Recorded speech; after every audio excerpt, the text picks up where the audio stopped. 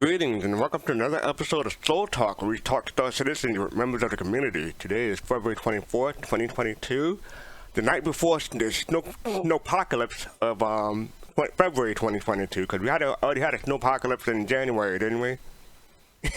Yeah, so far. So we're getting, in Boston, we're expecting like 11 to 12 inches. Oh, I feel for you. We're only going to get like 3 to 5 here. Only 3 to 5? That's not even a snowpocalypse. That's barely a blizzard. Not even a blizzard. I agree. I'm sending it all your way. It was 75 degrees down here today. So oh my God, it was 60 degrees yesterday, and I was like, it's still February, right? Because I mean, the weather's kind of crappy up here. They think they make you think it's time to switch out your clothes for spring, but nope. Yeah, gee, why don't you get on camera, man? Is he there? Yeah. Go, man. Are you on camera? No, I don't have a link. Oh, dude, get GoMap on camera. If he's gonna be up in here. How? We all in here. Me, DK, Jay, all of us in here, man. I'm chilling. Oh, okay. Okay. All right, never mind. Okay. Okay. Whole team. I wasn't looking at the Discord. I was just looking at the Twitch. Sorry. I was looking at the Griffin, his beautiful face. So how's everybody been? Way to make it weird. Yeah, right. How's everybody been? Oh, been fantastic, man. That DK, you there? He might have stepped away. No, I'm here. Do you hear me? Oh, there you are. Yeah, we hear you now. Oh, maybe it's because of Discord. You're coming through We now. hear you. You hear us? Oh, I hear you just fine. Okay, good. All right. Yeah, so I've been thinking about, has anyone gotten Elden Ring? No, I'm still stuck what? with Mortal. Elden Ring, the new game from George R. R. Martin. Yeah, I'm playing Mortal Online 2 right now. I can't take on anything else. Yeah, I heard some people talking about it today.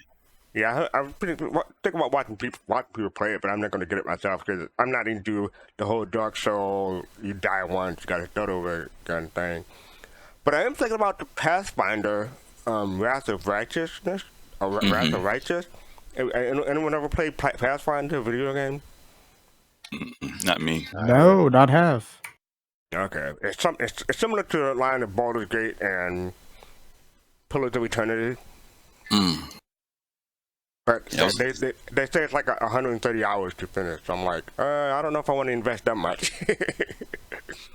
That's how much you used to invest back in the day. It was always like 100 hours in some type of dungeon fantasy stuff. Yeah, but we ain't got that kind of time anymore, you know? True. That's true. We ain't got that kind of time. That's true. But the other good thing, I got a new tablet. I got the S8 Ultra from Samsung this week. Oh, man, you got the big boy. Yo, look at you, man. I'm jealous. The thing is, it's 14 inches, so I'm only 5'2", so it's about the size of my torso.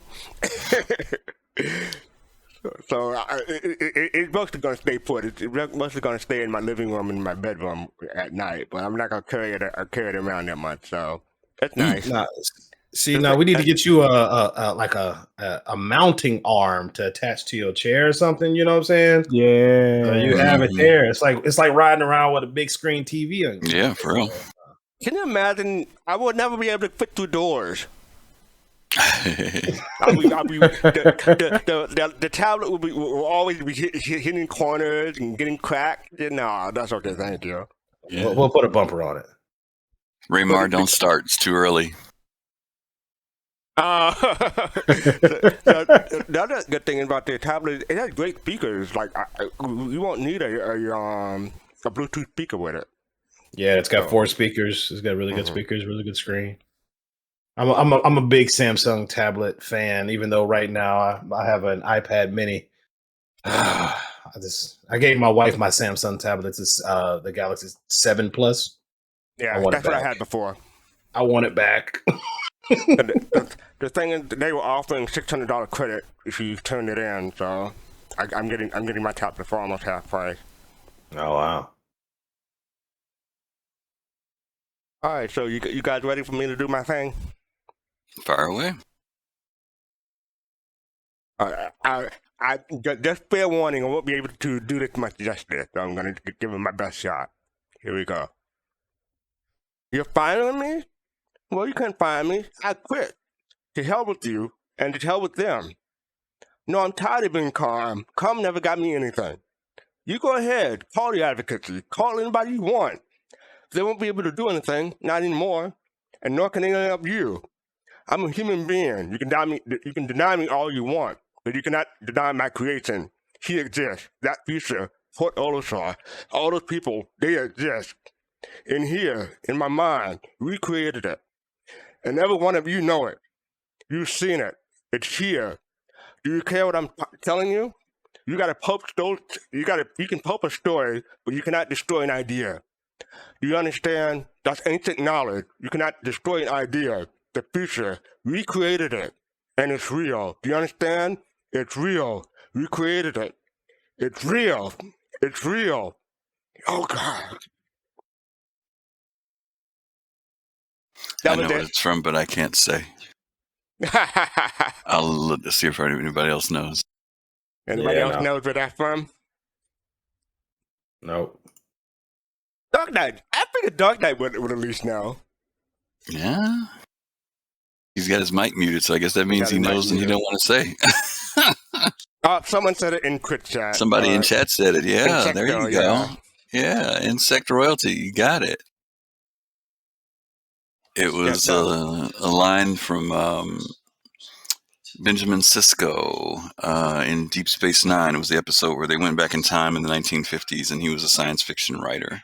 Right. I can't remember the name of the episode. What was it? Do you know the name of the episode? Yeah, the title of the episode is called Far Beyond the Stars. Season 2, episode 13. It aired on February 9th, 1988.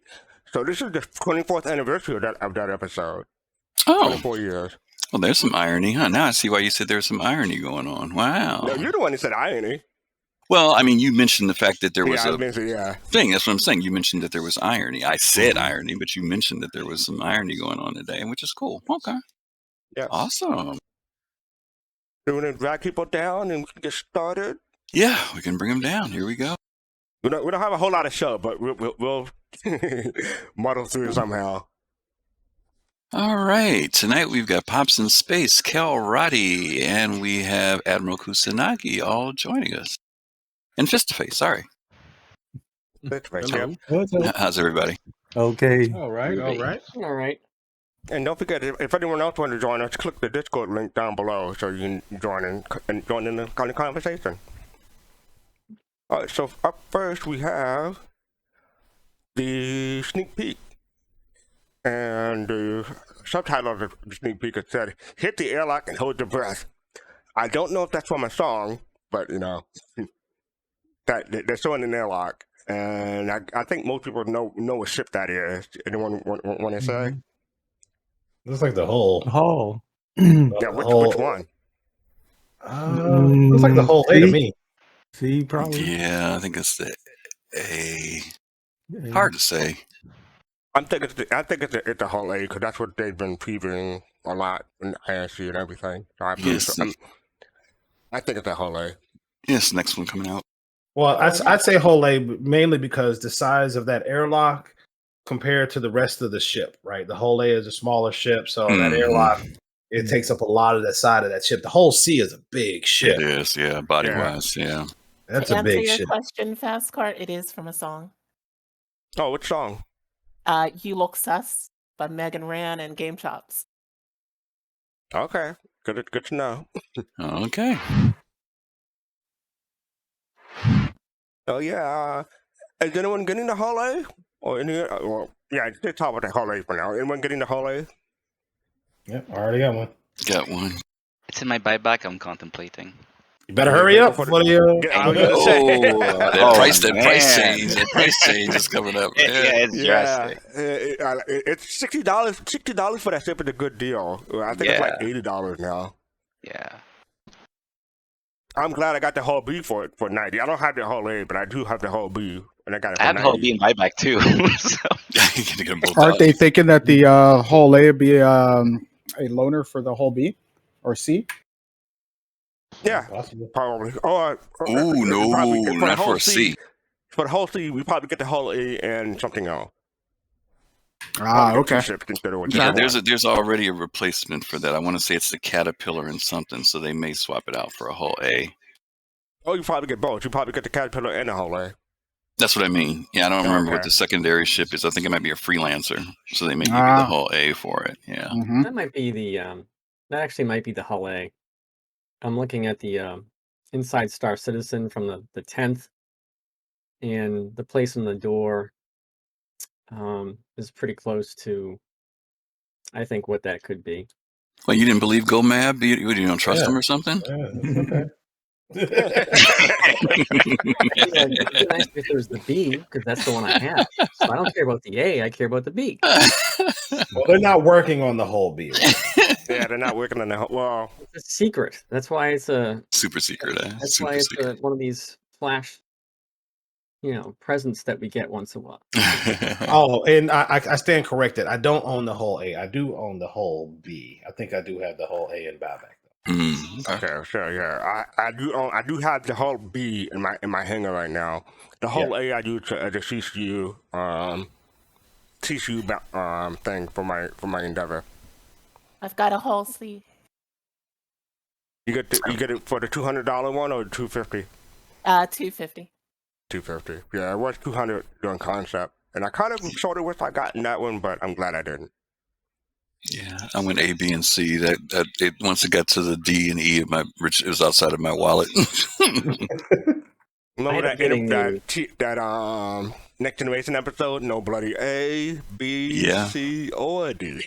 Well, it's funny. We had someone who commented in our YouTube saying that because they watched our episode on the hull D and E on the industrial strength, that they went on ahead and got their hull D, and then the price went up. So they were real happy because we'd said that the price will probably go up on these ships, and they did. I don't know what the whole D and E costs now. The D went up. I don't know if they priced the E up. Did they? The D is $350. I want to say. Is or was? Oh, okay. I'm saying, is that the original price or is it the new price? Because they put out new prices on some of the I'm whole ship. mistaken. The C is now $350 because it used to be $250. Yeah. The D and E, I have to look it up. D is $450. E is $750. So they didn't move for the E? those. Dang. Yeah, it's always been up there. Yeah. Okay, cool. All right. So next up we have the Galactapedia. So update February 2022. You want to take a look at take a read of that for me, Griffin? Yeah, let's see. I do now. Yeah, they've added some new things to it as always. When we get these updates, there's information. There's a full-length article on the storm wall. You guys, everybody knows what the storm wall is, right? Yep. Oh, yep. yeah. Not the break wall, the storm wall. Okay. Yeah, All right. the window, right? Yeah, we affectionately call it the space well. Yeah, the storm wall. And then they've got some shorter articles. Jade, I'm going to need your help because I know you're the big lore person in the room. On some of these I know of and some I don't. A lot of these are planets and systems that are here. I'm not familiar with Gele City. Is it Gele? Gel City? I chill think it's pronounced Jelle. Gela City? Sure. Gela City? Yeah. Okay, cool. It could be Hella. Yeah, Wintel Design Company. They made the Constellation Phoenix's Master Suite. Now, mind you, I hope it wasn't that first Master Suite that they put out back in the day. But anyway, they said that they made their Master Suite. The Banshee system, we're all kind of familiar with Banshee. Lorona, uninhabitable but populated. The Banshee system, Banshee 4, the Bremen system, Bremen 1. Ritif, that one I'm not familiar with. The Center of Revolution. Some more of the Bremen planets, the Kano system, Cartania, home of the. Oh, that's the underwater city. Yeah, Cartania, the underwater city. The Kano Belt. Where's the underwater city? What planet? I don't know what planet it is. I just remember that name. I remember it has that weird Go ahead. name. Yeah, don't make me work for this. Don't And worry then, about and then Tatovo, the bespoke furniture makers, and the Aeron Award, the Covenant designers in the UEE. So there's plenty of cool stuff for us to reference and get into our brains, so we'll be able to get deeper into the game. Yeah, I'm gonna have to come back to that one. Mm-hmm. Any thoughts? Anybody have any thoughts about this? Anything you're interested in? Nope. I would just like to go through it and kind of, because I think like a couple of years back, I actually in Spectrum, I kind of went through the lore makers would release a system, and what I would do is I would put information from the lore makers and what I found on the star map on the RSI star map, and I'll kind of make a log of it. So I kind of want to go in there and kind of update. I haven't really gone into Galactapedia a lot, but I would like to kind of go into it and see what I can update and see what changed and stuff like that. Okay. Cool. Next up, do you want to go through the whole thing, or you just want to highlight it? Go through the whole what? Drew's introduction to Star Citizen. No, we can just talk about what it is, because we got a couple different things we can talk about that people put out this week on YouTube. Mm-hmm. Yeah, so Drew Wagar, he's one of the authors for some Elite Dangerous books. He's put out a video called Star Citizen in the Introduction, where he talks about his experience with Star Citizen and gives some background about it from a new perspective. Hey, FC, So why don't we? interesting. Yeah, why don't we do? We could just do a couple minutes of it. It's 11 minutes long, but let's just do maybe the first 2 or 3 minutes of it so folks can see how it goes. If you got it set up, okay?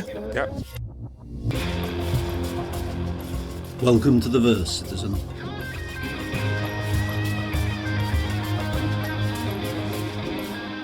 My name is Drew Wagar, a lifelong fan of detailed and immersive space games. If, like me, you're just starting out, but want an overview of this remarkable game, you've come to the right place. This is an introduction to Star Citizen.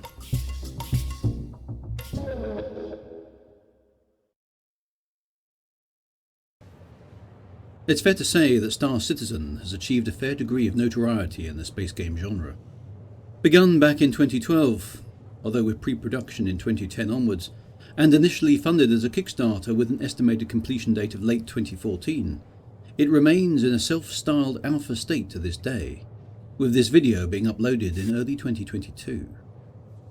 Star Citizen is, by some margin, the highest ever crowd-funded video game, and one of the highest crowd-funded projects ever, having raised a staggering $400 million as of November 2021. The 2012 Kickstarter was composed of the multiplayer persistent universe Star Citizen game itself, and a single-player campaign known as Squadron 42. At present, Squadron 42 remains in internal development, with only aspects of the Star System game available to alpha backers.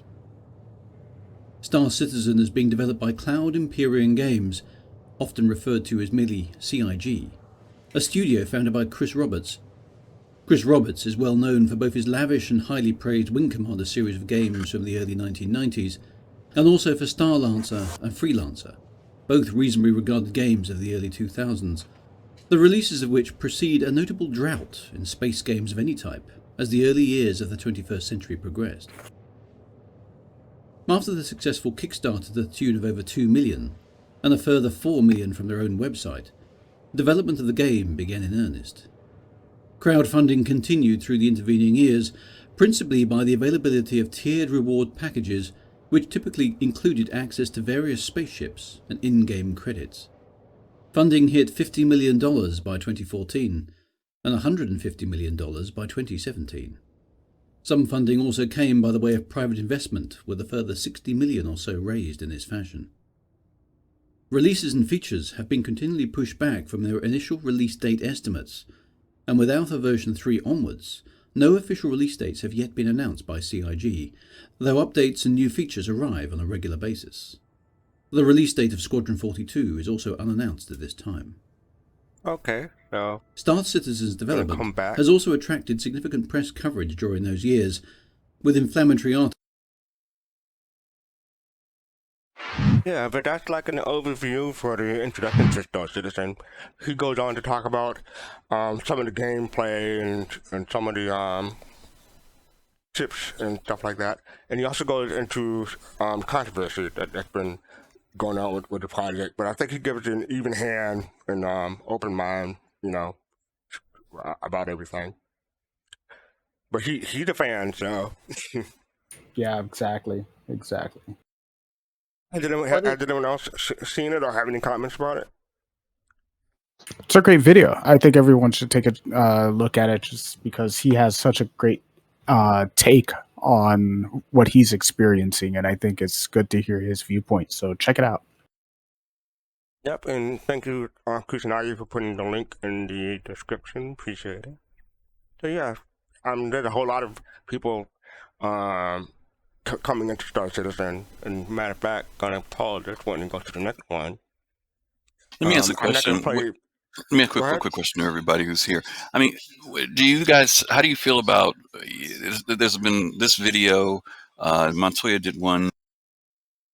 Montoya did one about I can't think of the guy's name, which we're going to show in a couple seconds. Oh yeah. These notable people in the streaming, streamers who are putting out things about Star Citizen. Do you think it lends credibility? Do you think it's those who don't like it or doesn't make a difference who puts out a video? What do you guys think about that? Because there are some people now who are being drawn to publicly, affirming that the game, even though it's broken, it's good. I think after Cyberpunk, it's getting a new look. Yeah. I just want people to take like an honest look at what Star Citizen is. When you look at SIG releasing stuff like, join the game now and be a bounty hunter and be this, and people come in and they don't see that, that gives them, kind of a bad taste. When you have someone like this video and they're honest and like, truthful, and then they say like, this is an amazing looking game, like people will go in there with that expectation and they'll stick around, I think, a lot longer. Mm-hmm. Okay. To add to that, I think not everybody will stay. There are some persons who will actually understand the reality of it. But I think that a fair amount of people, after they do their research or after they continue to play, at least there'll still be some kind of percentage that are going to stay and build the community. Mm. Yeah, Raymar, the name of the streamer is Jack Frags. Frags. He has like a few million subscribers, and this video itself have 500K views so far. So yeah, he's experiencing the game for the first time, and I love videos like this because it makes me feel all warm and fuzzy inside to see someone experience the game for the first time. Because we've been involved with the project for years. I've been involved since 2014, so I don't have that new player feeling anymore. But just watching someone play and experience it, say, "Oh, you can do that. Oh, you can do this. Oh, that's how it is." And yeah, all those reactions are great. Fastcard, that's just the whiskey kicking in. Well, that's for that warm and fuzzy.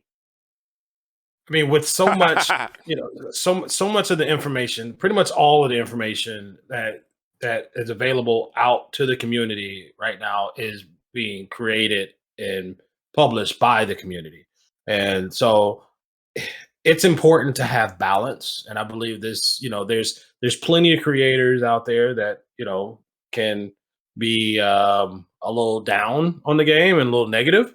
So this is definitely, something that's more towards the middle. So it lends to the balance of the coverage, right? You got a lot of, those articles every few weeks, there's an article. Anytime something big happens in this game, there's an article that comes out and everybody wants to talk about the stupid articles. Like they mean something, but they don't, right? So when people, if someone does read one of those articles and then they go let me see what this is all about, and they go searching, then they may stumble across this, right? Which gives a more balanced point of view. It's not, white knighty, whereas people are can't take it seriously because everything's not all good, and it's not just full of seasoning of a certain sort, because everything's not all bad. So I appreciate stuff like this. Has anybody ever done like a correlation diagram of those articles and an increase over the average in people signing up? Not that I.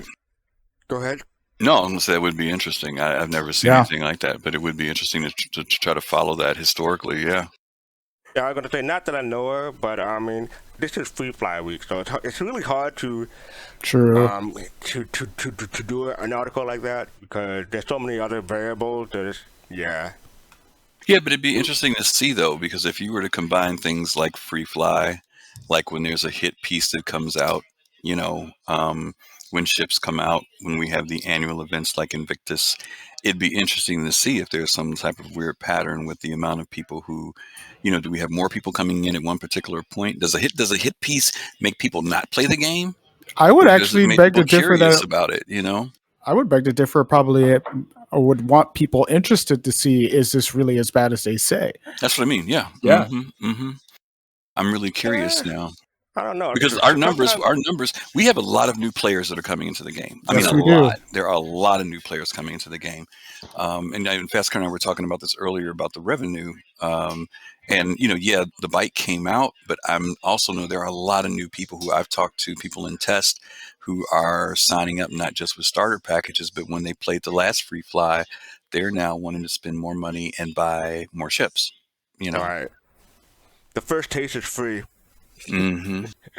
But I was gonna say, like, I'm your pusher. I remember Final Fantasy 14, the first version came out, and it was bad. It was so bad. It took them a long time to recover from that bad publicity.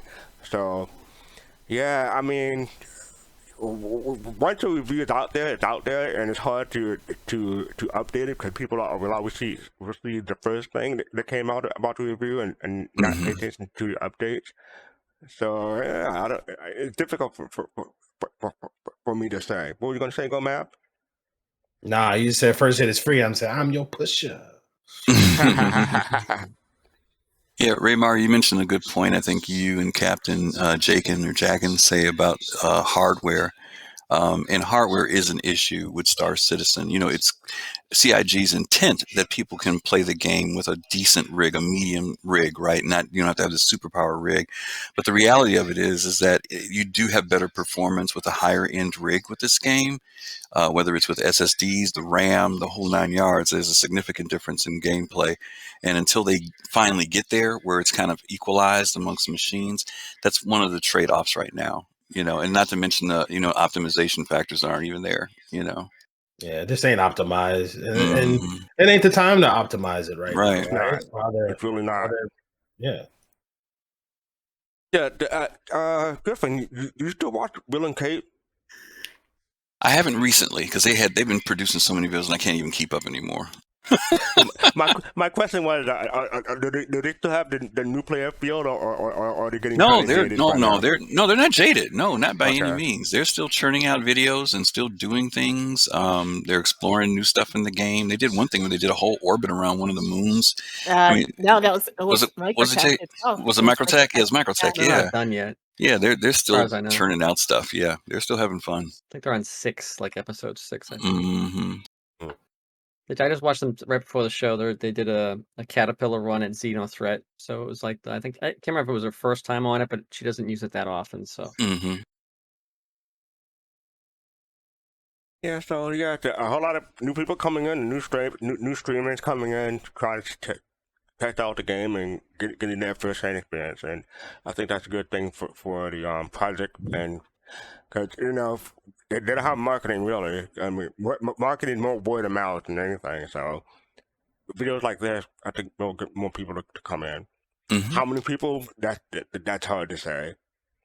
When I first saw this video, though, because I know Drag Frags from Battlefield, I was like, because a whole bunch of my friends sent me this video because we're into Battlefield.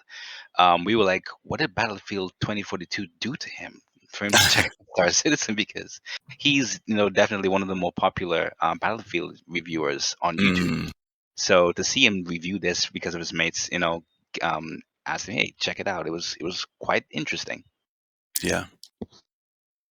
I mean, and his video title itself it says a lot. It said Star Citizen just absolutely blew me away. So positive. He's got 28,000 upvotes and 2,100, almost 2,200 comments. A lot of new people getting introduced to the game that probably never knew what they were seeing. And there's still a free fly, so this is perfect timing. Right, this is perfect timing. Perfect timing. Okay. Did he mention the free fly in his thing? Well, you know, if that doesn't age well, right? I don't know. You know what I'm saying? Yeah, it didn't come across as like part of the free fly. It just seemed like he just came and got with his buddies and jumped in. Yeah. Uh-huh. Part of me wishes CIG, you know, would, and I know that'd be a lot, right, for them to kind of keep a up to date, you know, new player guide, getting started. This is Star Citizen video, like, and literally just say, hey, like every patch, take the footage, figure out what's changed, update it, label it for, hey, getting started with Star Citizen patch 316. And just keep that as a video that stays on their channel, so that, you know, we could send new people directly to them to get it from the horse's mouth, so to speak. All right. So up next we have GoMap. You posted this in our Discord not too long ago, but I just wanted to highlight this because I didn't know about these commands. So this is a Star Citizen Alpha Very cool. in-game advanced camera You never saw system guide. you never saw this before? Not like this. It's been out for a while. Awesome. It's been out Yeah, for a it's while. been I know out for a while. It said July 2020, but Mm-hmm. Okay. This is how the machinima is made. Exactly. right. That's awesome. Thank you, GoMob. Yeah. So it's, you know, I've been looking for, you know, things to you know, do better camera controls, and so I came across this, and I just like, hey, I think people may find this feature. So I'll do it in our Star Citizens info channel on the Discord. So anybody who's in this watching this video, please feel free to, you know, drop into the Soul Citizens Discord. We all got all kind of great content in there. Yes, we do. Thank you. And Nomad said, wow, I've never seen this. So yeah, it's not just me. The camera controls the tone back, especially with DRS. We'll see. Yeah, but Mr. Hasgaha, he's the one. He's the one who created it. He does a lot of good screenshots. I'm glad that he moved. How to say that? I'm pleased that he moved away from taking screenshots and actually doing screenshot contests himself. Because, you know, he's a master. So, I mean, I guess once you've done it all, I guess it's time to let other people try to take their hands at it. And I appreciate that. Yeah, he's created a whole community that like have basically learned from him. It's amazing. Yeah, and before I forget again, if anyone wants to come and join us, come join our Discord and we can chat. Someone's about to say something? Yeah, I don't know if it works because I've been trying to play with some of this stuff today. I think it may be more of my setup than anything that may be breaking it. Yeah, I did not know about all the F4s, but the thing is, because I play one-handed most of the time, it's hard for me to hit F4 and a different key at the same time. So I'm gonna have to like keybind it somehow. All right. So up next, I think we have ISC. This tonight is going pretty fast. Yeah, a slow week basically. But yeah, so we have ISC. So about to take a listen. So here we go.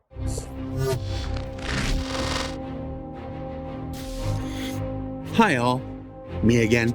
Now, last year, we started a very irregular series of segments exploring the daily life of people who don't often get showcased in our behind-the-scenes material.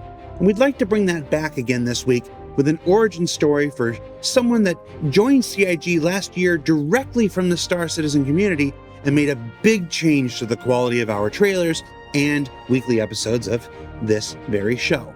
Now, we'll have a sprint report for you in the second half, but please give a warm welcome to one of the folks at the very heart of making ISC possible each and every week. This sounds like me. Last time, I thought it was me and it was Justin. One of my favorite parts of being a gameplay capture artist is being able to inject a little bit of fun into the B-roll, like Raftron. Or the cave full of Picos, which still nobody's found.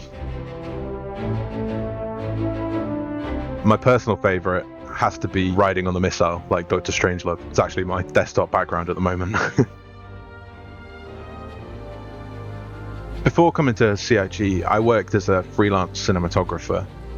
I started freelancing when I was still at university. I actually didn't tell anybody I was a student. By the time graduation came around, I couldn't go to my own graduation because I'd been booked at another university to film theirs. After uni, I just went full-time freelance and started working on all sorts of projects, from short films to feature films, documentaries. But my favorite thing to work on was always music videos. Really just passionate about visually telling stories. When I got the opportunity to come here and work at Cloud Imperium Games, I nearly bit the hand off. I was so excited because I was actually a backer. I first pledged in 2016, and one of the things that I always loved about Star Citizen was everything is so beautifully lit.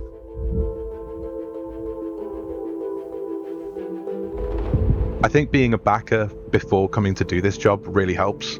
I've already got years worth of just memories of going, okay, there was a place I found that one time that was pretty cool. I think I know how I can get back there. Knowing all the different ships, their interiors, all of that was like a massive help when I started working here, and it's really helped influence a lot of what's going on. One of the most rewarding parts of the job is working with the incredible marketing cinematics team. My boss, Jesse, is amazing. He's got such an incredible resume working on most of the things that I grew up loving. We'll sit down for an hour and just go through some of the shots, and just getting his feedback is so incredible. Working with Justin and the editorial team over in LA is fantastic. Justin is so full of positive energy at all times that me being a grumpy Brit, at first I think there was a little bit of a clash where I was like, I don't understand how a person can be this full of positive energy. But he's really rubbed a lot of that off onto me now. So every time you have a call with Justin, it's amazing. It's like you leave it feeling way more energized. As a gameplay capture artist, one of my main roles is filming the B-roll for ISC. But I also work on the patch trailers, getting to show off all the features of an upcoming patch, as well as working on other gameplay trailers, such as the Alien Week trailer or the Hoverquad trailer. When features reach a particular level of stability, we put them into the live environment, which is where you guys play every day. Before that, we have the PTU. The instability there is generally not great, but it's being worked on. Before that, we have Evocati. Evocati is usually very unstable. Before that is where I spend all my day. The biggest challenge of this job is trying to work around a lot of these issues. There isn't always an opportunity to get a bug fixed in order to capture with it, so we have to figure out a way to capture it that still shows it, but avoids all of these issues.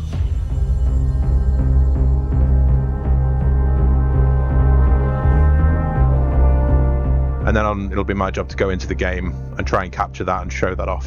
Trying to make it look as cinematic as I can, but also trying to really make it look honest to the way that it's going to be when the players get hold of it. Coming to work here and actually being a part of the experience of seeing behind the door and seeing the incredible work that goes on here is fantastic. Honestly, the best thing about working here is just being able to play with all the new features before anyone else. I've said to quite a few people now that it wasn't that I wanted to work in the games industry, I wanted to work here. Spoiler alert, it's never going to be me, because people see and hear me more than enough as it is. Like in this upcoming all-vehicle sprint. All right, we're coming back. Restarting the video. So let's go in order. So, Admiral Kusanagi, have you heard of this guy before? What did you think? I don't think I have heard of it before. I mean, he does fantastic work, Mr. Price here. And I think Sega's really lucky to get him. Yeah, it's great to have him, really. And it's yeah, that's all I can really say about him, I guess. It's just that just some excellent stuff, and hoorah. Cool. Dark Knight, what are your thoughts? I think it's pretty cool. I really liked what we get to hear about. Oh, hold on, I'm getting double mic. Okay, there we go. What a cool job to just come up with cinematics and things like that, and his history of doing this outside of school and missing his graduation is a pretty cool story. Yeah, But I was thinking about that. I think CIG should throw him a graduation party since he didn't have one. absolutely, absolutely. But he gets to, like you said, he gets to play around with things before everyone else. He was a backer, or he is a backer, and Right. he's coming from the community and going in and and pursuing his passion, even though he didn't necessarily say, "Oh, I'm going to do games," but he knew he wanted to do Star Citizen, and so I think that was just kind of cool to see, and we get to see his work all the time, and now I know who does it. I think that's great. Face to face, what are your thoughts? Man, Oh, it's good Black to and Dark, be thank able you to. for the Prime subscription. Totally mine, appreciate it. Thank you. So go ahead. Thank you. Sorry about that. Oh, no problem, no problem. No, it's good to see people's histories, and not just put a face to the voice, but to see where they've been and how they've grown, and things like that. Makes it more personable. I appreciate this. Go, Matt. What are your thoughts? He does great work, and I'm jealous, man. This dude gets to, fly around all the ships before they even hit Ivacati, right? I was watching this, and there was like a whole lot of ships in there that was like, ooh, we haven't seen that one yet. Like I think it was like the Vulture was in there, Vulture. the Hull A was in there, the Corsair. I think that, the video was about him, but I think purposefully they wanted to drop us some some in game nuggets as Easter well. eggs. Little Easter Yeah, eggs. Yeah. they gave us some little nuggets. Hey, look, it's gonna be all white. Where are the Picos? Yeah. Oh, where are the Picos? Right? Who's gonna go looking for that? Yeah, I I was will. going to say, it's like the Pico Cave. I heard about that way back when, but I thought I would have sworn by now someone had found it, but I'm surprised no one found it yet. But yeah, some people are going to be hunting for that now. Yeah. Are you finished, Gomel? Yeah, I'm done. Okay. Jade, what are your thoughts? I will find the Pico Cave. No, but I mean, it's pretty hard to find stuff like that. If there's no mission that takes you to it, just finding a random cave on one of these planets or moons, these things are not easy. But nothing worthwhile is. So, but yeah, as far as my thoughts on the segment, I like these origin stories. I know some people in the community are kind of negative on them, but I like it because, especially like ones where it's a backer that they brought on board, because it shows there are many paths to CIG, and there might be somebody who watched this that's out there right now that's like, oh wow, I'm a backer. I have some talents they could use, and it's a great recruitment tool. So yeah. Now, were you surprised to see Justin? Oh yeah, Justin, yeah, definitely. Like, I mean, I was happy to see him get the shout out. The guy's full of energy, and I could see why he'd have a big impression on him. So yeah, and I hope someday, Soul Citizens might be able to get him on. I don't know, but yeah, that'd be Yeah, cool. me too. I'm sorry, Calvati, what are your thoughts? It was really nice to see, sorry, something like this again. It really grounds the project and humanizes it. Like one dev said in a Spectrum post last year, when someone was asking if they had someone with a certain specialization, someone with a certain oh, is that right? No, He my said bad. that. Oh, it's all right. He said that there are tons of different people from different backgrounds, as Jade and the others have said, and it just confirms that you don't have to be into programming or something that you think is directly related to gaming. A lot of the backers here have different specializations, different skills, and even if you think it may not be directly connected to game development, that doesn't matter. There are many different areas that can make use of your skills. So seeing this and seeing and hearing about his origin and his path toward being hired by CAG, I'm sure it's very inspiring for someone who's also thinking about doing something like this as well, and getting into the whole project. Acronaut, thank you for the subscription for 1 month. We appreciate that. Acronaut, thank you. Pops, what are your thoughts? Oh man, I enjoyed it. I always like to look at and see people how they interact with each other in the work environment place. I thought that was really interesting. But the thing I thought that was really good was the challenges that he overcomes, and seeing how he does that. I mean, not really seeing how he does it, but letting us know that he has challenges too. And he does the videos come out great, and you would never think he had the kind of challenges that we do. And he, I thought that was really interesting. So he's excellent at what he does. Cool.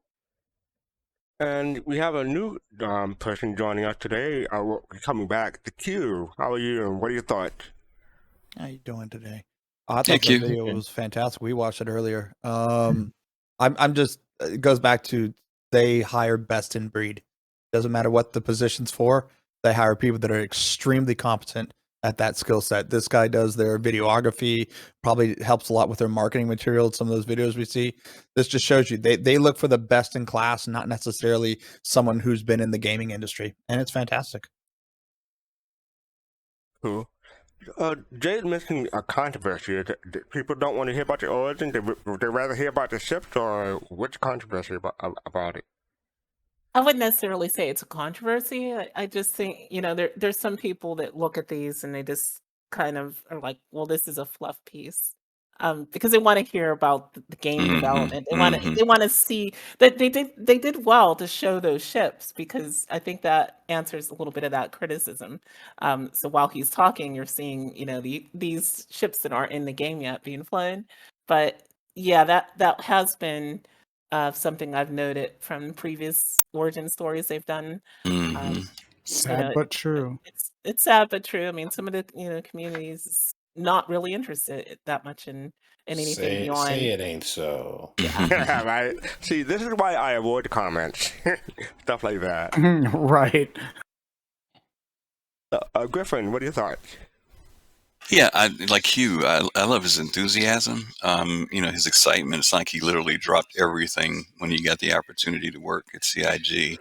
But there was something he said in particular when he was talking about the shooting and how he has to work with the game in an even more broken state than most of us have to deal with.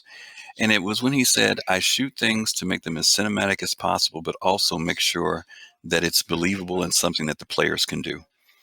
And I think that is important because, we already kind of feel like the videos are a little polished, you know what I mean, more than the gameplay actually is.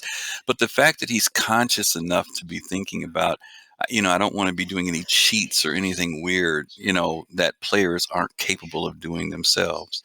And it could be nothing more than just as simple as what he showed there, the pace of walking, I thought that was just really cool that he has that in the back of his mind. And like you said earlier, seeing Justin again, not too many people would be excited about doing B-roll, but look at the B-roll that he showed us. I mean, Justin and so many other people on the team may put the videos together for the weekly productions, but the person who sits back and does those visuals when Disco's talking and we're watching these visuals, like the guy riding down on the bomb, he spent, the creativity to come up with something like that everybody remembers that shot.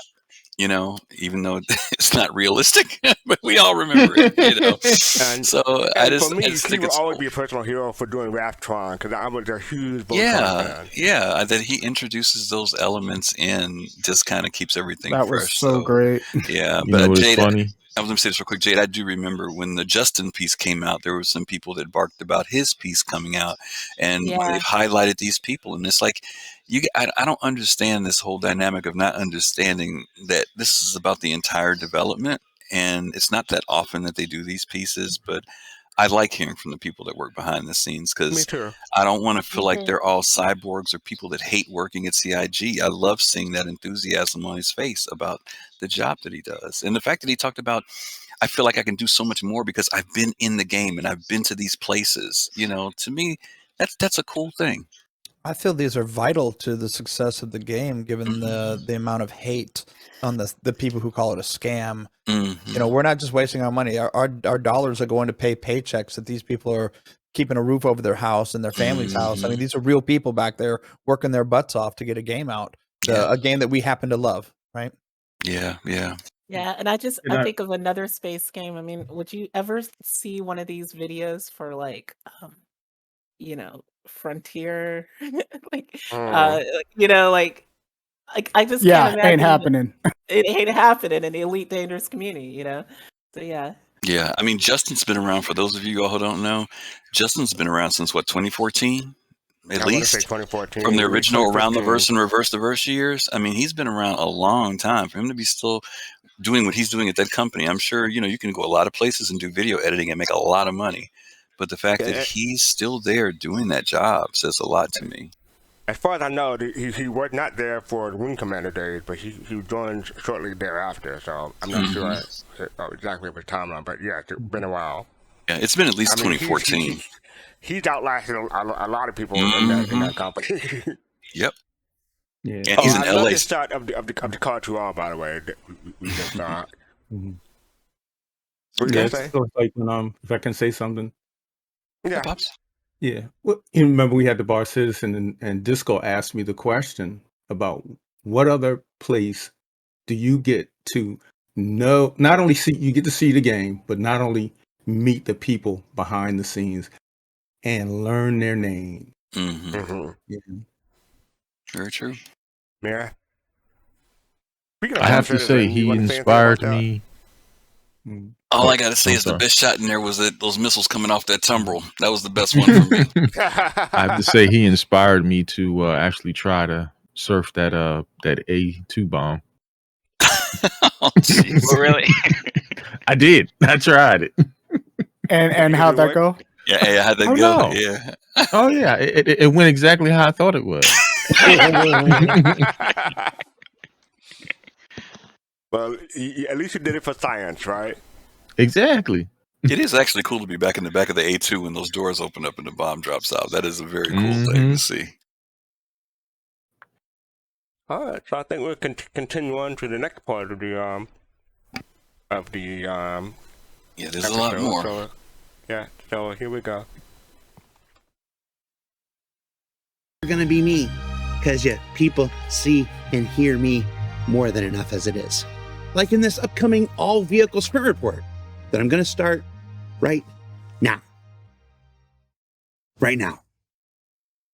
Right. As this latest free fly comes to a close, let's start our special all-vehicle sprint report with this look at fan favorite, the Corsair from Drake Interplanetary, currently taking its first steps into gray box phase. It's here that the internal layout developed in white box will be further explored and developed, making certain everyone involved is happy with just how everything fits inside. As we push inside, we can see the hangar bay here at the rear of the ship.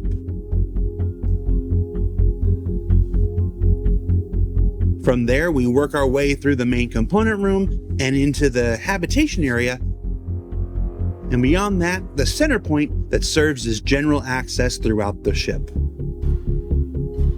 Up here in the cockpit, current thinking is that this will be pushed farther along in process earlier so it can serve as a sort of general style guide for artists working on the rest of the ship.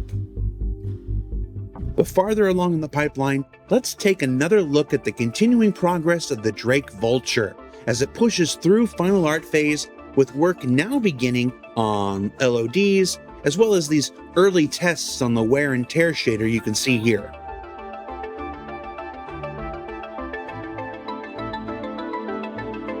And once VFX and lighting passes begin, it's easy to see that the Vulture will no doubt make a fine-looking addition to the Drake collection of spacecraft. Banu Merchantman explorations continue with these white box explorations of more internal areas within, including the medical center,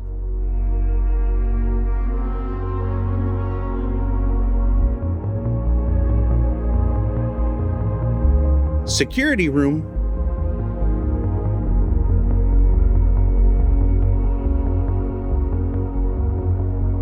and WC Suite.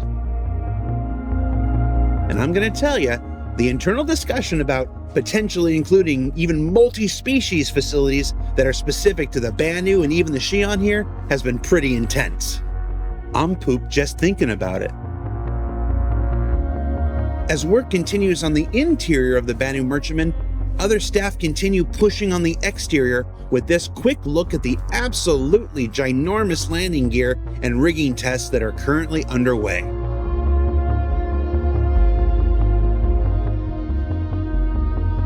Now, landing gear and the related compression animations are essential in effectively conveying the true heft and feel involved when the ship successfully touches down. It's the little things. The really enormous little things. Work also continues on the Scorpius from RSI as artists take one wing to final art ahead of duplicating and reversing it for the other three. There's also recent work on the entry and egress points, and even additional tints.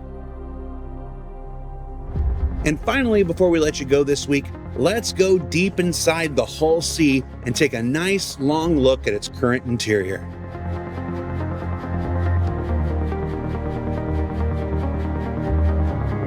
Folks who have followed along with the development history of the Hull C will already know that it began its journey through the ship pipeline quite some time ago, before it was eventually moved to the backlog until much-needed technologies could be built. When it came time to pull it out of mothballs and start up again, many aspects of the shipbuilding pipeline had continued to evolve, along with the visual expectations of everyone involved. So while work on the upcoming cargo refactor continues, members of the EU vehicle content team have been gently bringing the Hull C up to modern Star Citizen standards. This includes work on new tractor beam and remote camera UI being developed with, I'm sure you've probably guessed it, the ever-popular building blocks tech, which will allow players to successfully operate this unique addition to the persistent universe.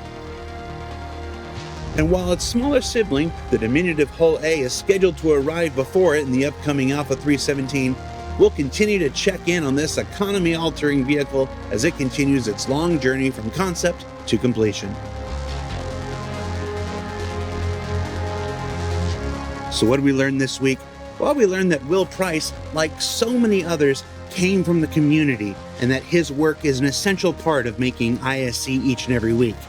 That some of the biggest and most anticipated vehicles are currently making their way through the ship pipeline, and that the internal battle for the Merchantman's toilets has only just begun. Now, don't forget that the free fly that's currently underway ends real soon. Check the robertsspaceindustries.com website for all the details. For Inside Star Citizen, I'm Jared Huckabee. We'll see you back here next week.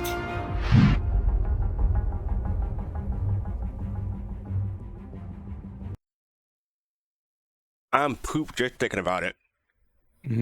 I knew you weren't going to let that one slide. That was just for you, Fast So we're going to start in the middle and go in reverse order. So go, Mab. What are your thoughts? A couple things. You can tell that the Hull C is an OG ship because it's got the captain's chair that's not a pilot seat. All right. I think the only other ship that we've seen in this game is that has that is the Starfarer. So I was excited about that. And I want to be the guy sitting in the captain's chair and pointing, engage. So that and the BMM is so detailed. They're gonna have to, man. It's so many, like, you know, I know there's so many details on so many other ships now, but it seems like everything on that ship is just very bespoke and very detailed, and I can see why it's taking so long. There was a hot, like maybe like a half of a millisecond where I kind of got a little excited about the Corsair, then it faded. A millisecond. Yeah. Yeah, it's like, oh, nah, I still don't like it. Like a half second to me, at least. No. But that's all I got. Nine Tails is All starting. right. Yeah. Face to face. Oh, sorry. No, I'm going to reverse order today. Sorry. Face to face. What are your thoughts? Well, as in the famous words of a god of comedic legend, Banu, right? I love it. I'm digging this Banu. You know, it's just funny though. I like how the way the animation of the landing gear is reminiscent of an ostrich leg. When you think about it, That's how the way it lands. Yeah, it's when reminiscent you of look what? at it, ostrich leg. Oh, okay. Ooh. Yeah. Fried or baked? Alive. Fool. Black folks and a chicken leg. You can't live Hey, without sometimes, sometimes, right? Can I put some hot sauce on that ostrich leg? It may go well. Yeah, that's good. done That's fish? it. That's it. Dark Knight, what are your thoughts? Cool ships, man. Those ships are looking pretty darn cool. The Manu, I like that landing gear. Maybe the 600i can get something that's better, or at least close to it, because right now it looks pretty horrible. Yeah. But I think it's nice to see that everything is coming along just fine, and that's what's happening. I think the 600i is fine. If the Crusader Hercules ships can get something that don't let it fall on its chin every time you land. Yeah. Right. Exactly. But the ships are coming along. I just wait until they talk about the Starliner. But I know that ain't happening anytime soon, so it's okay. Admiral Kusanagi, what are your thoughts? I'm trying to explain. Okay, I might as well just say it because I'm typing out. So, Banu is what Robin Williams said on the show Mork and Mindy. He said Nanu. Oh, Nanu. Yeah, something I said or similar. So yeah. The whole Discord disconnected him just now. Go ahead, Alex was like, "What's up with the Robin Williams references?" And I'm like, "I said similar, yeah, but so that's it. Yeah, he was an alien." Yeah, it was a pretty good little episode here. It was a lot of ships that people are really looking forward to. The Corsair is coming along. I still don't get the broadside turrets, but we'll see what they do with that. The Vulture paint I liked a lot. I actually don't like paints that wear down a lot, but the way they make that look, it's just I'm okay with it for some reason. It has maybe like a little snow camouflage going for me. I'm not sure, but just as long as I don't see a lot of rust, I'll be okay with it, I guess. Everybody's talking about the landing gear. I think it's fantastic on the BMM. And I have to agree with Gomab regarding the captain's chair and the Miss C. It looks like I have a Hull D, so I'm really looking forward to checking that out and doing the same thing. I just like it's the Hull C just has come along really, really well in terms that it was a ship that was put on pause. It disappointed everybody. Like they're like, oh my god, this ship's never coming out, and they were able to like go back to it with their updated tech and just turn it into something that at least from the inside looks amazing, and that I'm sure we're all like be like slapping ourselves in the face when it comes out and seeing the arms articulate and everything. So I can't wait to see what comes of it. So, but first up is the Hull A. So let's see how that goes. Are we gonna slap ourselves in the face like Home Alone style? Something like that, yeah. Okay. Just stay away from hanging paint cans. Oh yeah. The Q. What are your thoughts? Just another ship video, really. But I was also with you there, Fastcart. What did pooping me out here is what that's and then you put his finger on his mouth like does that mean we got poop gameplay coming sooner than later? I really am not looking forward to I will bathroom flip gameplay, my guys. I'm not desk. gonna lie. I'm not looking forward to bathroom gameplay, and that just felt like he was memeing us. Like it's coming, it's coming. Back I in didn't think of gameplay, that. really? You might be right. I hope not. God no. Well, I hope not too. My wife, she rages about it all the time. She's like, if I could not poop in real life, I would not poop in real life. She's like, I don't want to poop in a video game. He's not wrong. That's an interesting thing to rage about. I'm just saying. Right. It's kind of funny. It makes sense though, right? Because like it's a game. Do we really need to simulate every bodily function? I mean, I get it, right?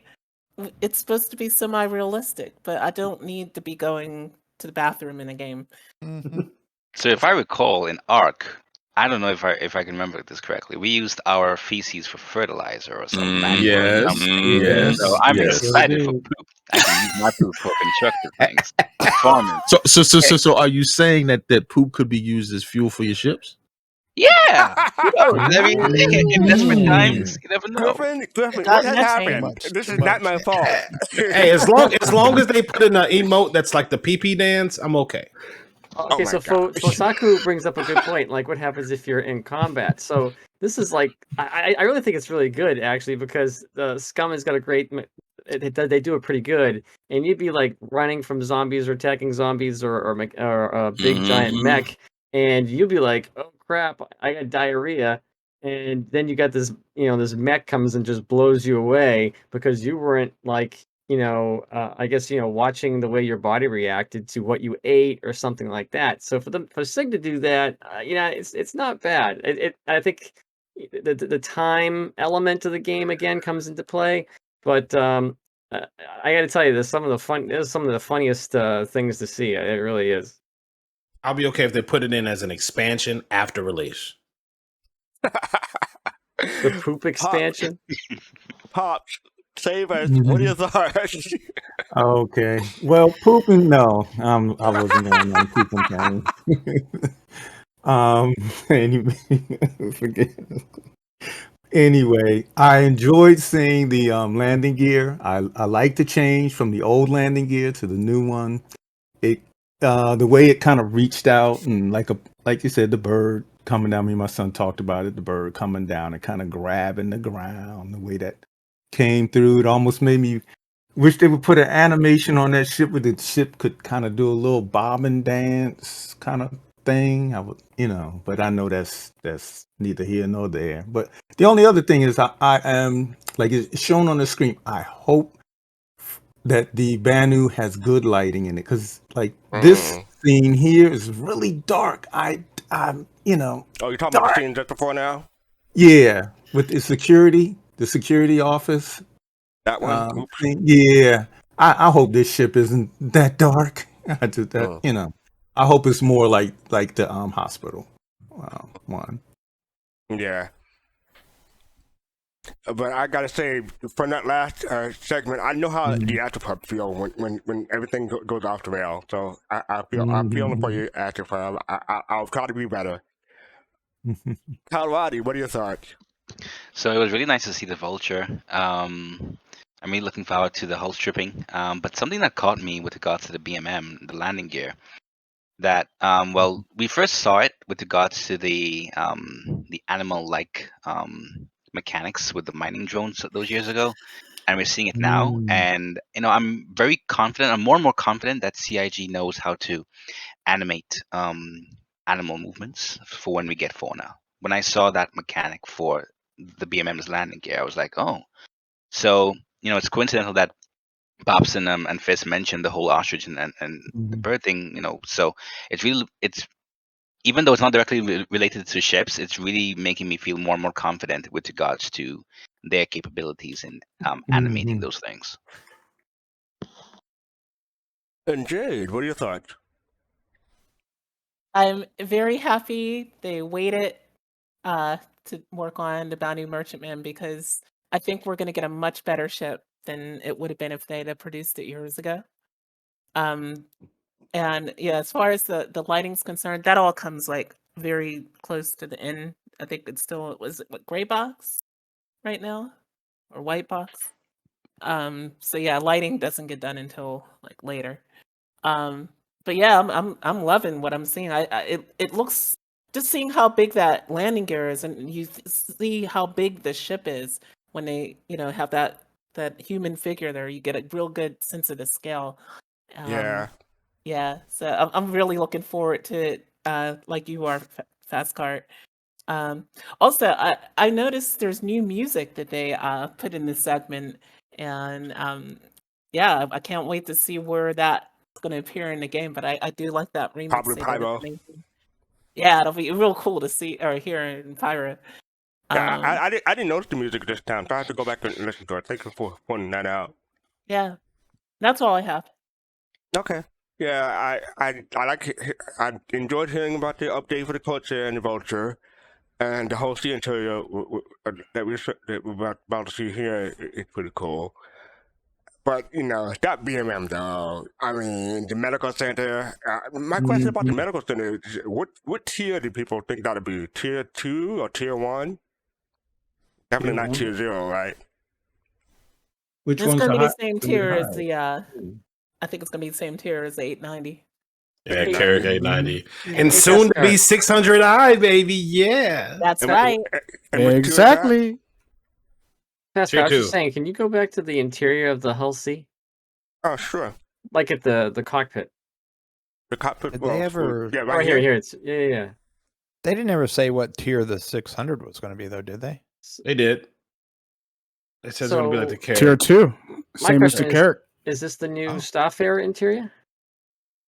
Well, I mean, it's a whole C, but yeah, it could be updated for the Starfarer. Because we know we're getting the Starfarer update, so this is probably what the new update's going to look like, because it's all like green and like very dark colors now. So this is probably the interior of the Starfarer. Okay. It's they're missed ships, and missed ships usually stick close to their design language. Yeah.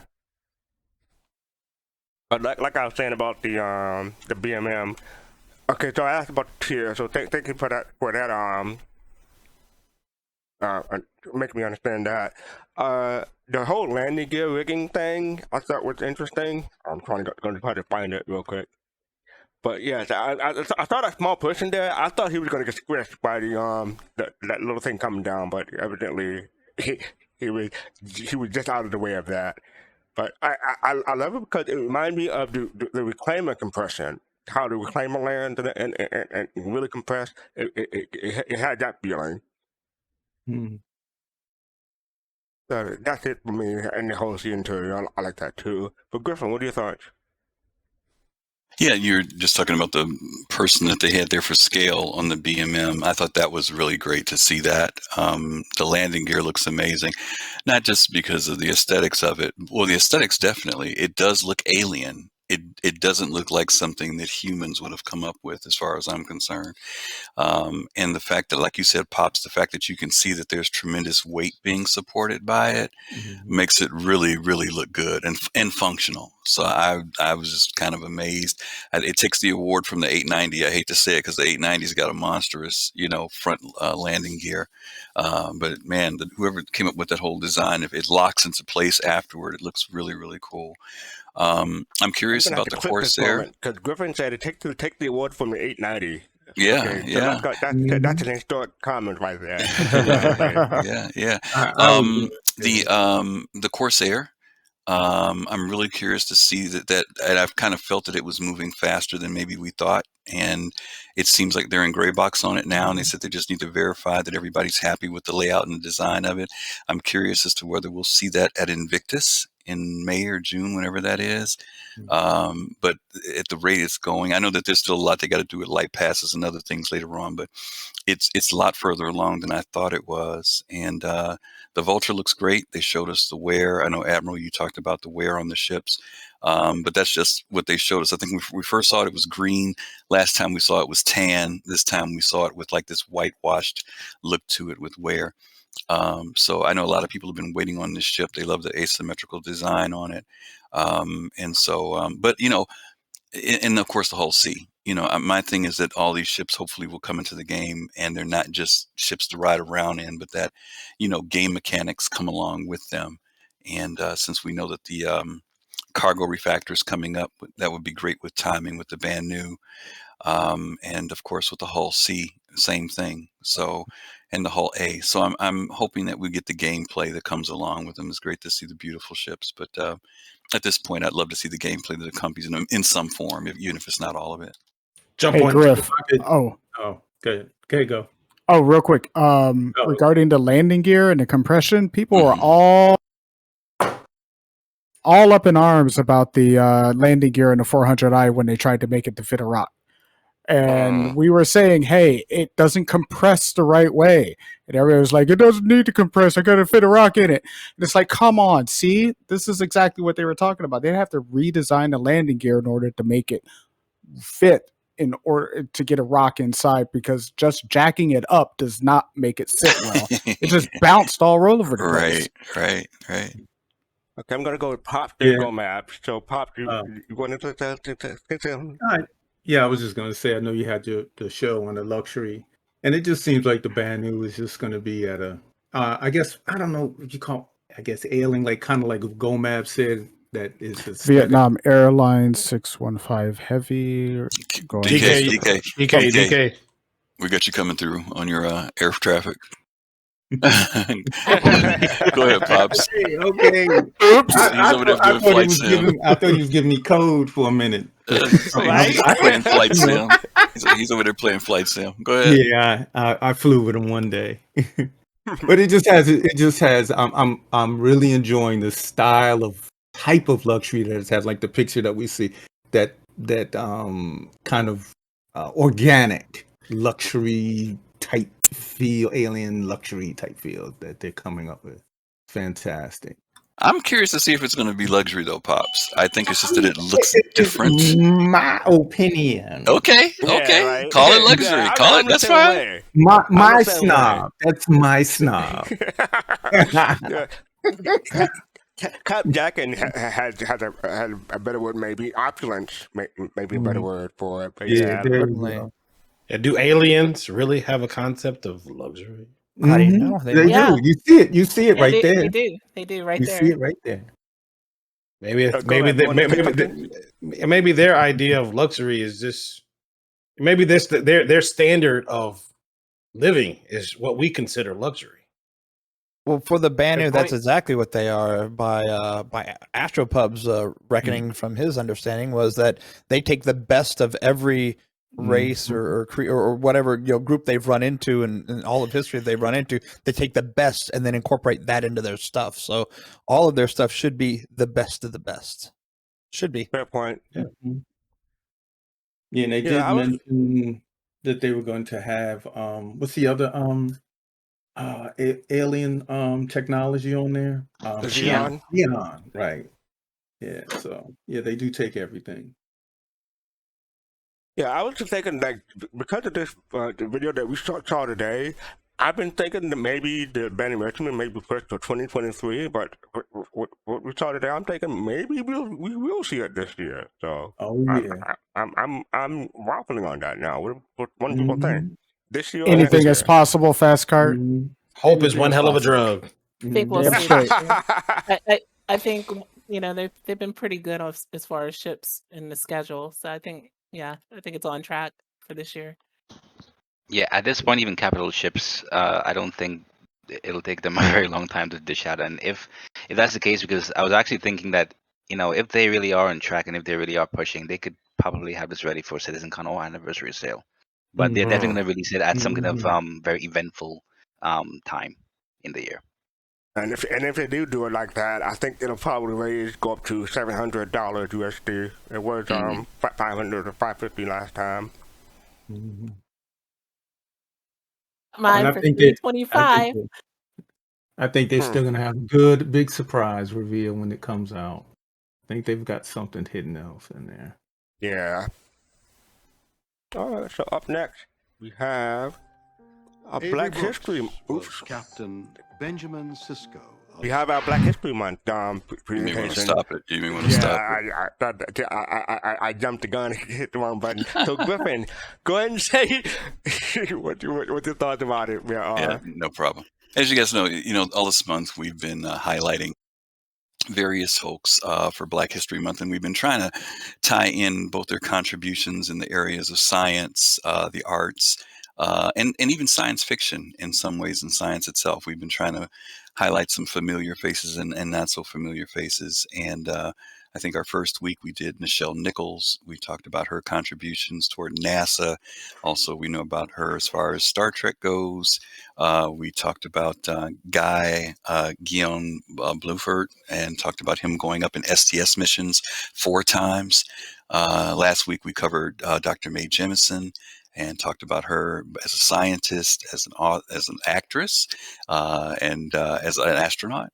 And this week I decided to go a little bit different. As you guys saw just a second ago, I decided to go with Avery Brooks. And if any of you have ever seen any interviews with Avery Brooks, you'll find he's a very interesting person.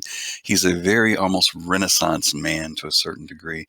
And it wasn't until several years ago I met him, and also went to a couple sessions where he talked. And to hear about him, he has a very interesting perspective about life, and particularly about African Americans and why he took the role on as Benjamin Sisko on DS9. So we're going to take a quick look at that. We'll have a little quick wrap session afterward, and then we'll do our giveaway. We have a giveaway too, by the way. I forgot to put that in.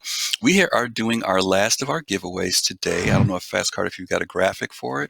We're giving away this is one more Soul Pack, where we give away a Soul Citizens T-shirt, mouse pad, and coffee mug.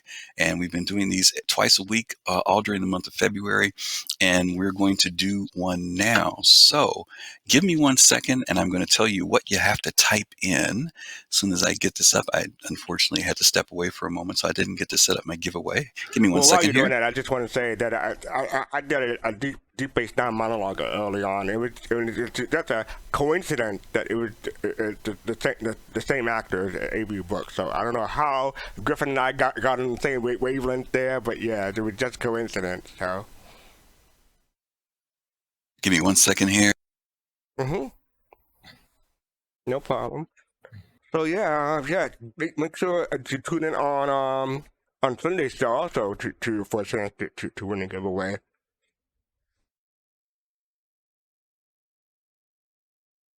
And while you're doing that, I just want to say if you want us to support Soul Citizen so we can continue on to do the giveaway, you can buy merchandise on our link below. We sell t-shirts, mugs, hats, mouse pads, and now we have long sleeve t-shirt and hoodies like I'm one I'm wearing. This is actually a Soul Citizen hoodie, and other stuff too. So check out our merchandise page if you want to support us. We appreciate it. Thank you. All right, we are good to go. You guys want to type in, don't do it, !May. That was last week. I keep forgetting to turn that off every week. It's going to be !Sisko, SISKO. And I love his song, the song. Oh, different disco, my bad. Fastcard, go sit in the corner. How about I just start the video? All right, so you guys can go ahead and start putting that in, and we'll watch the video. And don't forget !Sisko. Avery, in addition to his impressive work on the stage and screen, is a tenured professor of theater at Rutgers University. And if that isn't impressive enough, he's an accomplished jazz singer and pianist.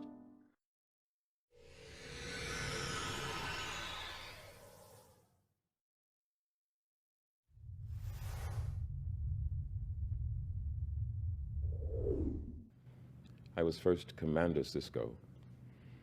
I got a sci-fi promotion during the 7-year period and finished as a captain, Captain Benjamin Sisko.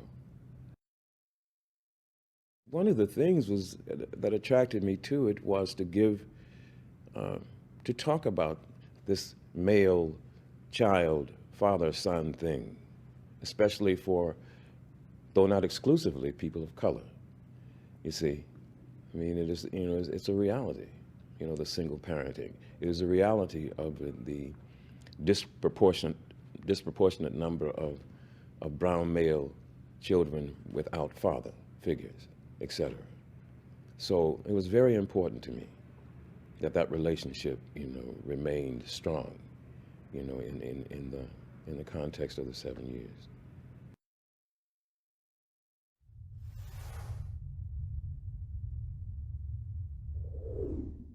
I actually have an MFA in directing and acting. So this idea of directing, I just never had the time, to do it. It wasn't a stretch, if you will. I spent a lot of time in theater, etc. So even in the other series that I was doing, I didn't have the time. So this, now in Star Trek, I had the time, and they gave me the opportunity to do what I know how to do.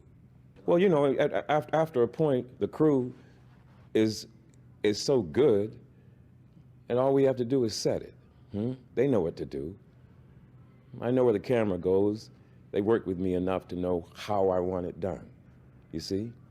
So yet then in terms of the relationships with the other people, again, we've been together now so long. They have some sense, we have some sense of each other. So all I need to do is remember my lines and get out of the way. You see what I mean? Yeah, if it's not right, somebody's going to tell me so. Especially across the lot. Look at the dailies, they will say, no, reshoot that.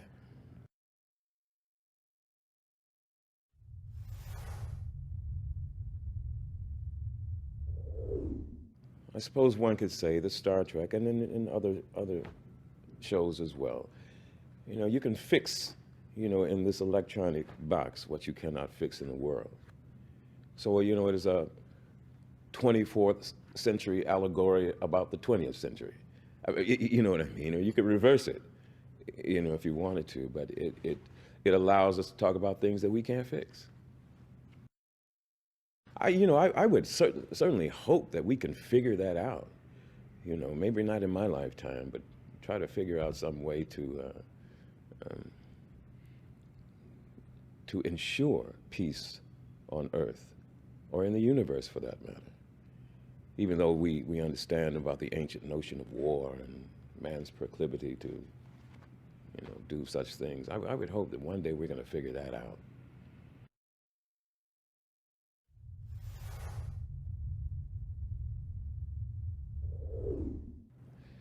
I've said this often. I want to be a part of the equation of life-saving and life-giving. So it doesn't matter what form that takes. It doesn't matter. Anything. If I can help somebody. You see what I mean? First responsibility, of course, is, once I had children, then that's what I have to do.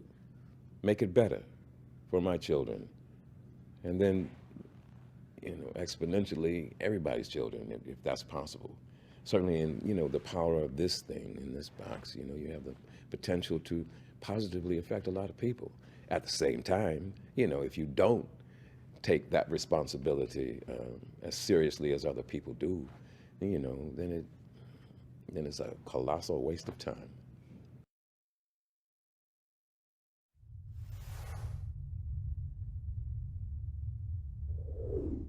I've now done not very many conventions, but I've done more, as years have gone by. But I say in the very beginning to the people that you complete the thought, see? And I always believe that, not just about Star Trek, but, engaging in this electronic two-dimensional plane. That is human beings who complete the thought, and therein lies the power of it. Because without the folks turning it on, without the folks supporting it, talking about it, sharing it with each other. I'll tell you this, once I went to a dinner with a young woman who was on a soap opera. So I said, well, okay. And, of course, they have these dinners, just a fan-based dinner for their characters, the people that they follow every day. And what struck me was that how important this electronic two-dimensional plane was to people who could not move, who could not walk, who could not. This window, if you will, to the imagination and the world was in some ways more important than I had ever considered. And thereby, then I understood, I hope, in a new way, how important the people are who decide to turn it on.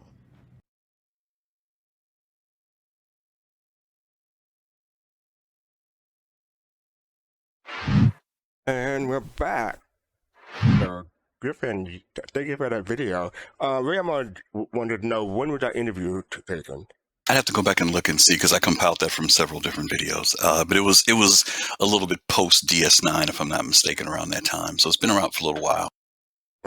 Okay. And the first part opened up within the last, when the first part with William Shatner talking was during his documentary called The Captains that he did a few years ago. And so it was a combination of different videos there. But I don't remember off the top of my head, but I can find out for you. Okay. So anyone have any comments? I think we just go free for all for this one.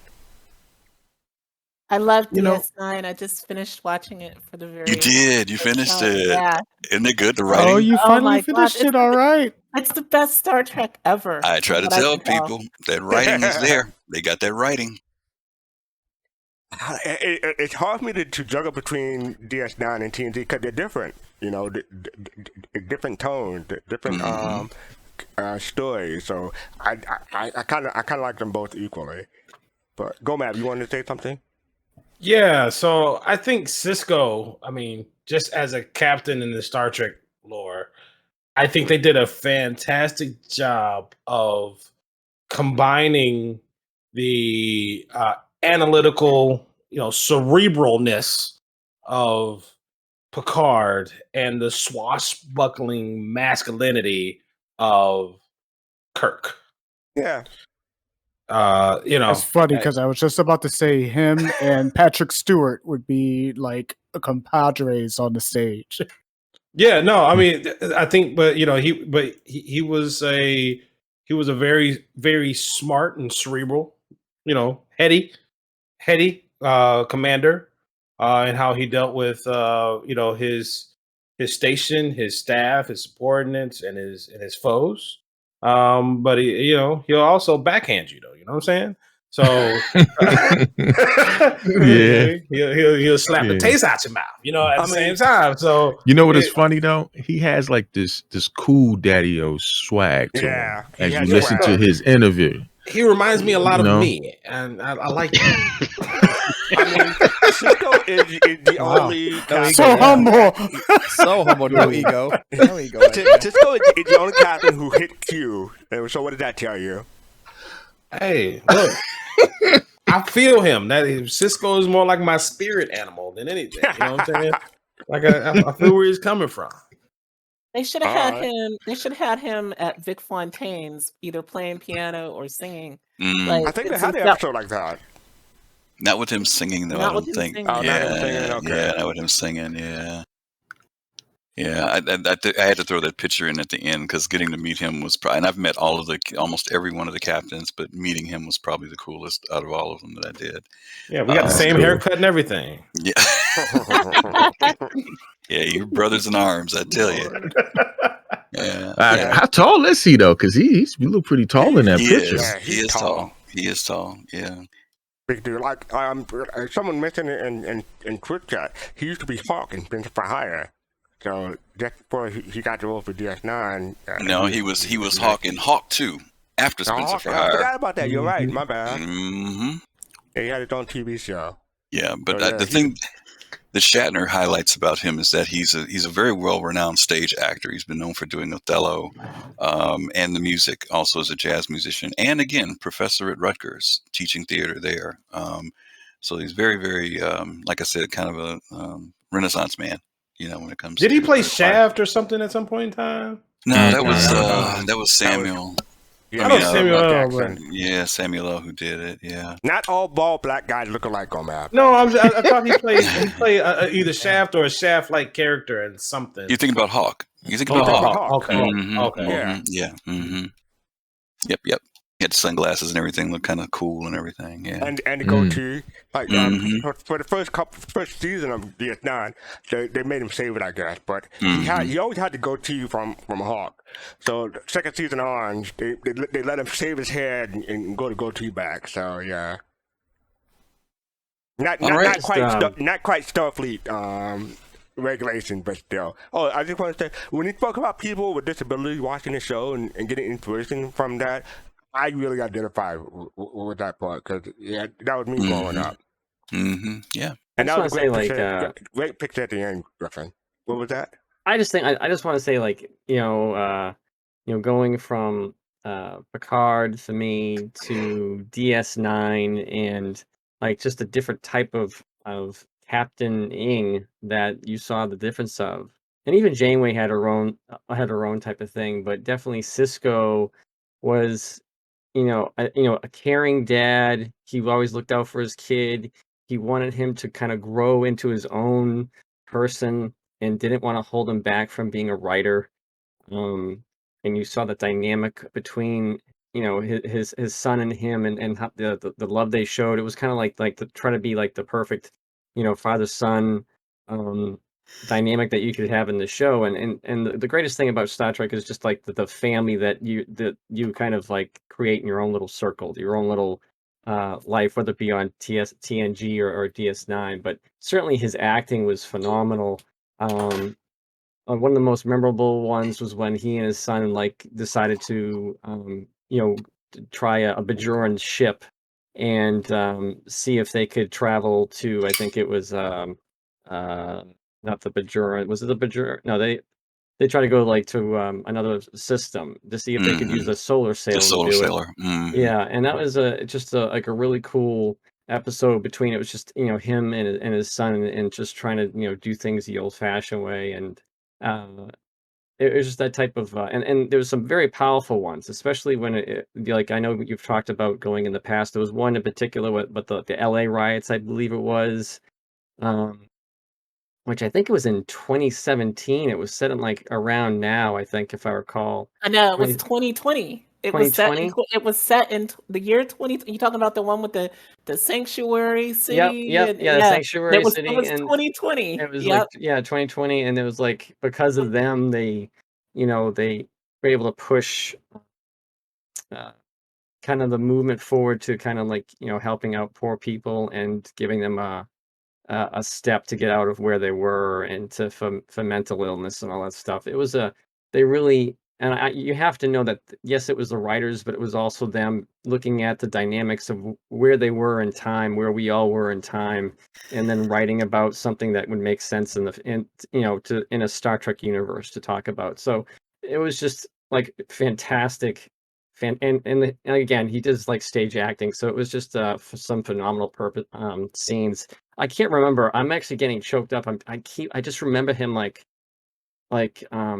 an emotional scene with him, like almost like crying. And Yeah, I that's what I was cannot referencing figure out at the what beginning of the show. scene it was. And It was from it was him playing a writer for It's the episode you science mentioned fiction. earlier that you did your speech from, Fast Car. Right. Yeah. It was that episode. I missed it. okay, Yeah, I know, but yeah. let's tell them the name of that episode is what I'm saying. You I was mentioned moving it my earlier. car. We're getting a snowstorm tonight, so I'm like, snow emergency.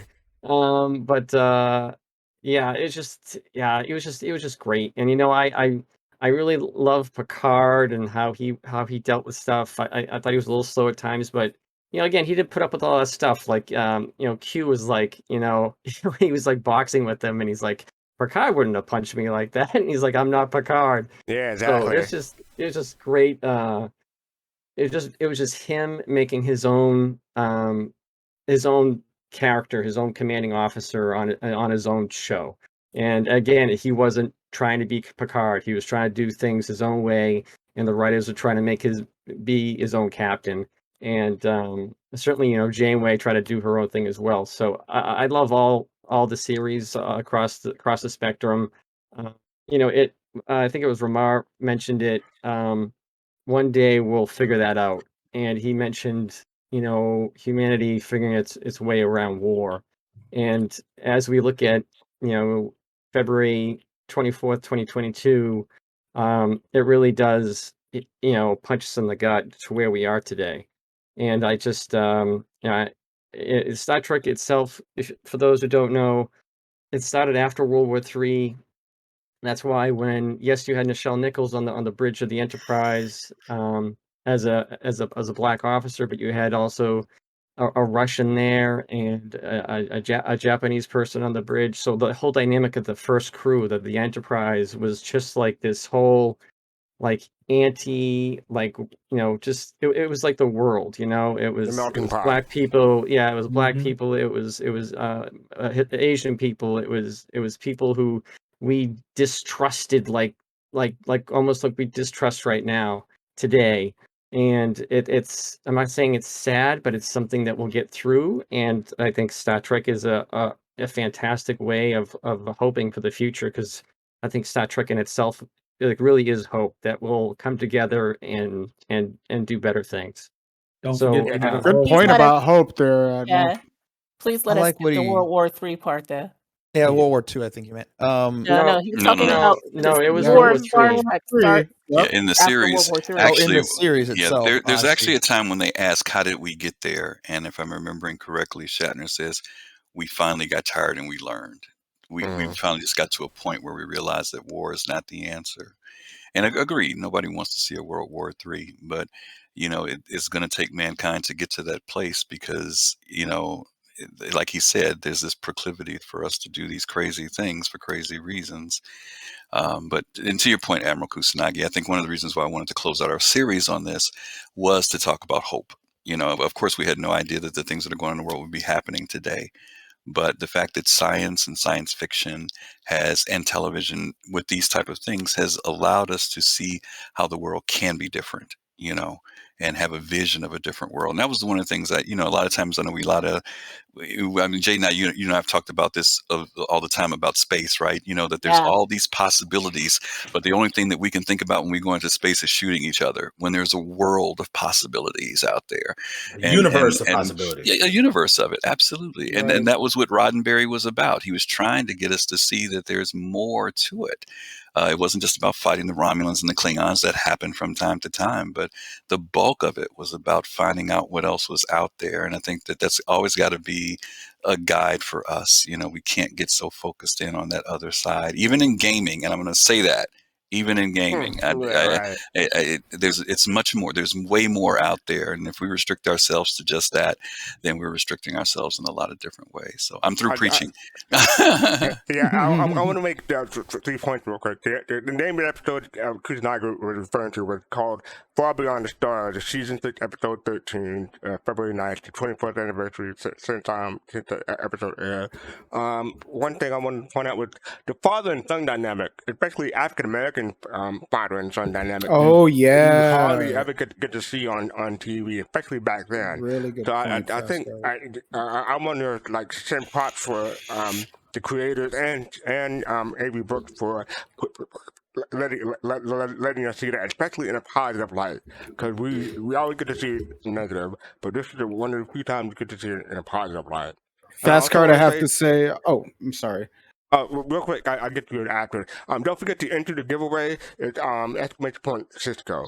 Go ahead, Dark Knight. No, I was going to say, as a father raising his son, Cisco and his boy, it was such a great.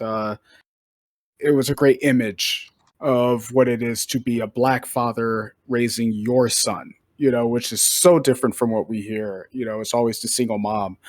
And it was great to have that aspect shown on TV, whether, just father and son anyway, but the fact that it was a black father and a son, that's just set a new dynamic and a different definition of what a black father is, I also want to real quick. He kept mentioning this 2-dimensional 3D box he's talking about back then. TV. Now it's internet that we stream everything on. And I just want to mention to Fastcard and Griffin how much I hope you guys take to heart what he's saying, because there's so many people that look to whether it be a fictional TV show or a non-fictional show such as this and say there's a bunch of people out there that look like me, talk like me, think like me, have the same ideas as me, and to have that outlet. I can promise you this. If you were to say tonight that you weren't going to have another show, you'd get dozens and dozens of emails of people saying, "You've meant so much to me. Please don't leave." That it really does matter. What you guys are doing, it matters. I appreciate what you've done over Black History Month, and I think this is an awesome show. That's why I keep coming back. And we Thank you. appreciate that. Yeah, we do. And we have had, just so you'll know, and I can tell this to everybody, we have had a tremendous amount of people who've come to the show, who sit here every week and say, we're so cool to see that there are some other people like us out here in the verse. You know, I mean, it is, like you said, it may not seem like a big deal, but we've had DK. It's a big deal. Yeah, DK, you told us that, right? When you came in. Fist, you told us that when you came in. And so I said that when I came in. you That's said why that I'm when here. you came in? Okay. And so it is, but at the same time, we've also been very well received in the community too, and supported very well by everyone in the community. And we're always thankful for that just as much, because we do feel like, yeah, we know we're kind of saying our own statement, but at the same time, we feel just as much a part of everything else that's out here too. So thanks for that, Q. And thank everybody for the support that you guys have given us, especially during this month, the Black History Month. And we're ready to do our giveaway. So exclamation point Cisco, if everybody's ready. Second to the last giveaway for the month. Jade, can you give me a countdown? Sure. From where? 5? Pick your number. Anywhere you want to be. Pick 37. 17. 10, 9, 8. He's going to go for the liftoff. 7, 6, 5, 4, 3, 2, 1. Liftoff. Oh, wait a minute. Wait. Is that a repeat? That's a repeat. Dragazog, didn't we get you last time? I don't know. Check the repeat. Did Dragazog get it last time? I think it was Citizen Shenanigans last time, wasn't it? No, the time before that. I don't remember. Dragazog was it? Oh, he says he never won. Okay, yeah. Player. Yeah, I mean, congratulations. Griffin and I both think we saw Dragazog before. I was thinking never the same won thing. either. You know what? His name pops up so much for subscribe. I think that's what it is. That's what he used to say you're right right. there. Okay, yeah. Either he's popping subscription or he's getting congratulations. Thank you. Yes, congratulations, Drakazak. Drakazak, make sure that you either DM us, send us your mailing address and your shirt size, or you can send it to soulcitizens@gmail.com, whichever one you prefer doing. Either DM it in Twitch or soulcitizens@gmail.com, and we will get that out. And some of our people have gotten their prizes over the last couple of weeks, and they're pretty excited about them. So congratulations, man. Who won yesterday on Yak Club? Maybe that's what. Oh, no. It wasn't. No, it wasn't Drakazak. Yeah. It wasn't him. So I want to say thank you for the kind words, everyone in Twitch chat and here in Discord. I appreciate it. It's been fun doing the show, and I hope that we can continue doing it for a while. So thank you. Next up, we have our next show preview. So we have, as soon as the thing comes up, it's delayed for some reason. I did click on it. There we go. So we have our next show coming up on Thursdays, as always. We have Show Talk 10 p.m. Eastern, 3 a.m. UTC. On Sunday, we have our Shipyard on Soul Citizen. You want to talk about that, Griffin? Yeah, this Sunday, 8 p.m. Eastern Time, we are going to be continuing our series Shipyard. And this week it's going to be on Anvil Aerospace. We did Aegis last time. It'll be Anvil this time. And we have special guest Buster the Destroyer that's going to be on. So for all of you Anvil Hornet players out there, all you Hornet people and Gladiator people, this is going to be your show. So tune in. We're going to talk about the lore of Anvil, talk about the ships, and have a good time with that conversation. Carrick pilot, stand up. There you go. There you go. Says it should be about origin ships again. We haven't done origin ships. We did luxury. You may mean luxury. It's coming. Don't worry. It's coming. It's coming. I want to say thanks for everyone who joined us tonight on Discord. Admiral Kuchinagi, Dark Knight, Fitchface, Go Mab, Jade, Kaladi, Patent Face, and the Q. Appreciate it. You're all regulars at this point, but we appreciate you coming by week to week. Also want to say follow us on social media. We're on YouTube, Instagram, Twitter, and SoundCloud. So if you want to follow us there. And iTunes. And iTunes. Thank you. I always forget one. And I already played our merch earlier, and this is a brand new hoodie that I'm wearing from the men's store, and it's pretty comfortable. So yeah, who are we rating today? You know what? Up to you guys. What? Griffin, you want to say something? Yeah, for some reason the raid didn't want to go out. Hold on. Okay. I saw jelly soda. Well, are we going to go Yeah, with did it them or come up? not? Yeah, it's not going out for some reason. Hold on. So we're going to try Jelly Soda. Looks like she only has like one viewer. So just try to give her some love. She's just checking out her sticks, low flying. So they might have said it so that they can't be rated. I think that's a setting. So it may not be rateable. Yep, it's got to be somebody else. That's what the deal is. Yeah. That's a setting. So, okay, well, we'll keep going until we find someone. But yeah, we can go back to the talk about yourself, Fast Cart. What type of movies do you like? Me and DK were going to be on. Wait. Fast Card, I got it. First I got one for you. I got one for you because we didn't really talk about the whole D very much, and I got some information about the whole D. You guys might be interested.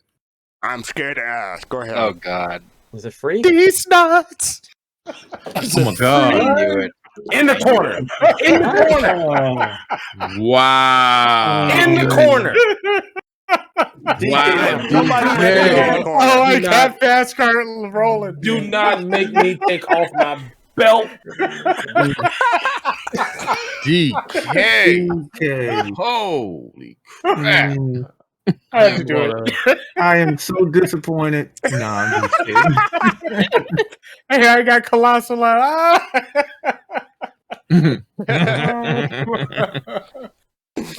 the corner, face the wall. In the corner, face the wall. I know. Hey, I am disappointed because you didn't maximize the potential of the joke. Oh, it could have gone further. It could have been whole D's nuts, but you didn't. You didn't go there. Oh no! Don't give me ideas, damn it! I think we got to end before we get too much. So I'm going to end this show. Thanks everyone for joining us. Peace, love, and soul. And I'm just pooped right now. Good night, everybody. Good night, everybody. Brandon Bergman has got to do that. He snuck it in.